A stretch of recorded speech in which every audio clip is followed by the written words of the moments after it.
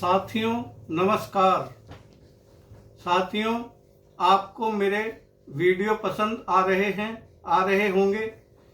यदि पसंद आ रहे हैं तो आप मेरे YouTube चैनल देवेंद्र यादव कोटा राजस्थान को सब्सक्राइब करें, घंटी बजाएं और शेयर करें और लाइक करें। साथियों, कांग्रेस को अब उपराष्ट्रपति चुनाव के परिणाम आने के बाद राजनीतिक सबक लेते हुए आगामी बिहार विधानसभा चुनाव पर गंभीरता से ध्यान देने लग जाना चाहिए, वरना जो परिणाम उपराष्ट्रपति का आया है वैसा ही परिणाम कांग्रेस को बिहार में भी देखने को मिल सकता है, जहां एक बार फिर से एनडीए की सरकार भाजपा के नेतृत्व में बन सकती है, क्योंकि कांग्रेस के ज्यादातर राहुल गांधी के करीबी रणनीतिकार या तो ख्वाबों में खोए हुए हैं या फिर भ्रम में जी रहे हैं।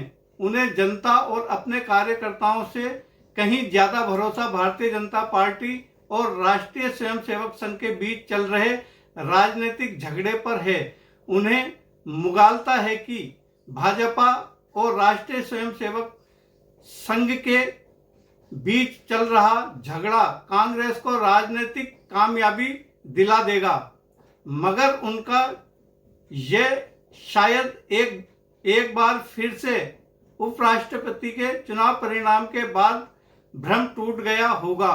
वैसे इसकी उम्मीद कम है कि राहुल गांधी के रणनीतिकारों का भ्रम टूटा हो, क्योंकि इससे पहले भी कई राज्यों के विधानसभा चुनाव में कांग्रेस ने करारी हार का सामना किया है। उन विधानसभा चुनाव में भी राहुल गांधी के चुनावी रणनीतिकारों और स्थानीय राज्यों के नेताओं को भ्रम था कि भारतीय जनता पार्टी और आरएसएस के बीच सब कुछ ठीक नहीं है, क्लेश है और इसका फायदा कांग्रेस को मिलेगा। कांग्रेस सरकार बनाएगी, मगर राज्यों के विधानसभा चुनाव में भारतीय जनता पार्टी और राष्ट्रीय स्वयंसेवक संघ एकजुट होकर चुनाव लड़ती है और अपनी सरकार बनाती है, जबकि कांग्रेस बिखरी हुई नजर आती है और जीती हुई बाजी को हार जाती है। मेरे पाठकों की दिली तमन्ना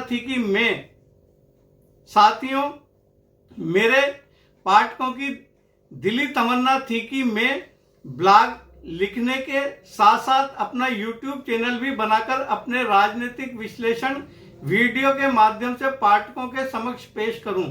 अपने पाठकों की डिमांड पर मैंने 6 सितंबर को अपना YouTube चैनल देवेंद्र यादव कोटा राजस्थान के नाम से शुरू किया और पहले ही वीडियो में मैंने भाजपा और राष्ट्रीय स्वयंसेवक संघ के जाल में कांग्रेस कैसे फंसकर अपना राजनीतिक नुकसान करती है यह बताया और प्रसारित किया। मेरी खबर 9 सितंबर को सत्य साबित हुई, जब उपराष्ट्रपति के चुनाव में भाजपा और आरएसएस अपने निजी झगड़ों को भुलाकर एकजुट हुई और उपराष्ट्रपति का चुनाव जीता। मैं अक्सर यही कहता आया हूं कि जब भी चुनाव होते हैं तब भाजपा और आरएसएस एकजुट हो जाती है और चुनाव जीत जाती है, जबकि कांग्रेस इस भ्रम में रहती है कि भाजपा और आरएसएस के बीच में चल रहे झगड़े का फायदा कांग्रेस को मिलेगा। ऐसा होता नहीं है, कांग्रेस हाथ मलती रह जाती है।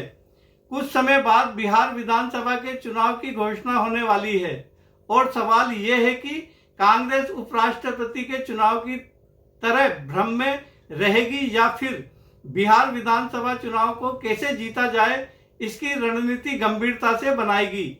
यह निर्भर करता है राहुल गांधी पर। वह अपने रणनीतिकारों पर भरोसा करते हैं या फिर उन्होंने बिहार में अपनी 17 दिन की वोटर के अधिकार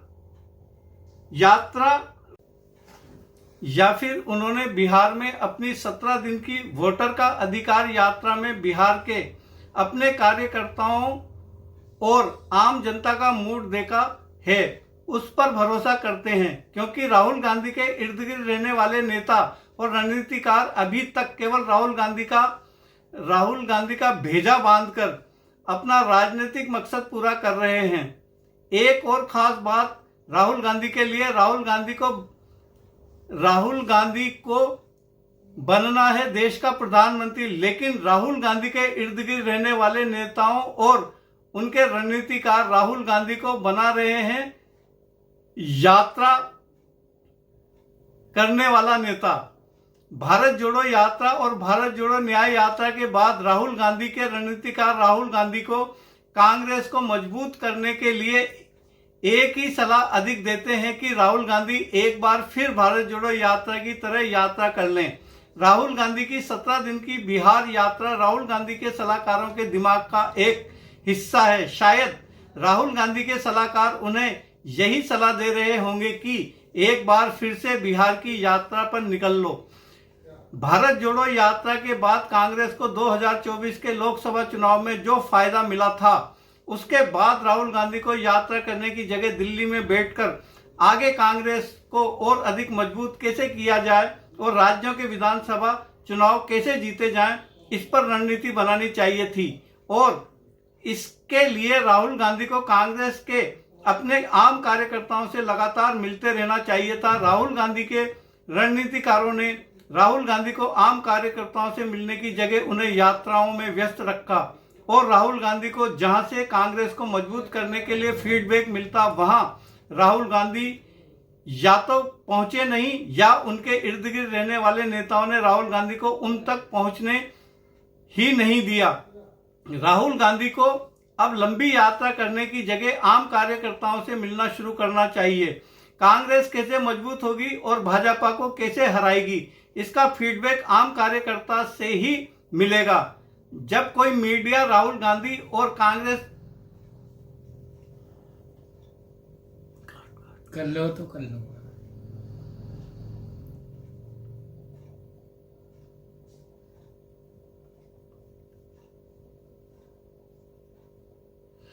सवाल यह है कि कांग्रेस को बिहार चुनाव को लेकर गंभीर मंथन करना चाहिए, क्योंकि राहुल गांधी ने बिहार में 17 दिन की यात्रा कर बिहार के कार्यकर्ताओं और मतदाताओं के दिल में जगह बनाई है।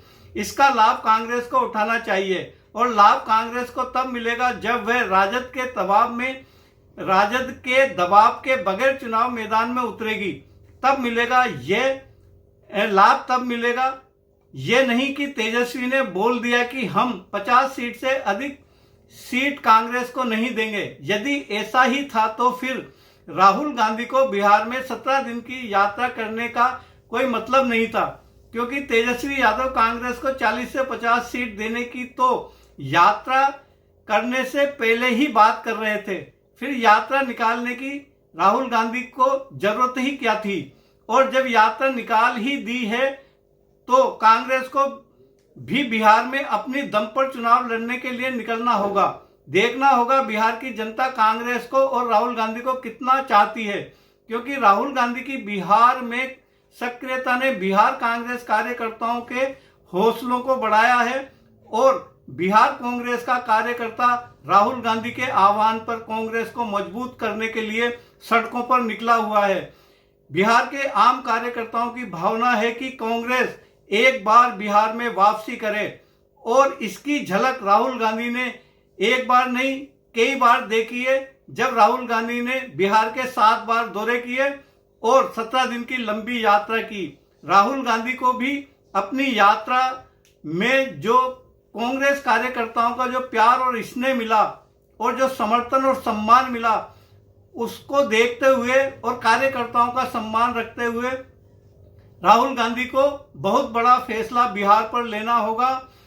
तभी या राहुल गांधी कांग्रेस के संदर्भ में मैं एक बात और कह देता हूं, कांग्रेस मौजूदा वक्त में केवल भारतीय जनता पार्टी के जाल में ही फंसी हुई नजर नहीं आ रही है, बल्कि मुझे ऐसा लगता है कि कांग्रेस इंडिया गठबंधन के घटक दल के जाल में भी बुरी तरह से फंसी हुई है।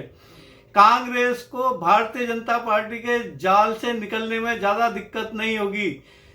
कांग्रेस को जितना जल्दी हो सके, अगर कांग्रेस वास्तव में मजबूत होना चाहती है और केंद्र की सत्ता में अपनी वापसी करना चाहती है तो कांग्रेस को महागठबंधन के घटक दलों के जाल से निकलना होगा। धन्यवाद। जय हिंद। कृपया मेरे YouTube चैनल देवेंद्र यादव कोटा राजस्थान को सब्सक्राइब करें, लाइक करें, घंटी बजाएं और शेयर करें। Thank you. धन्यवाद।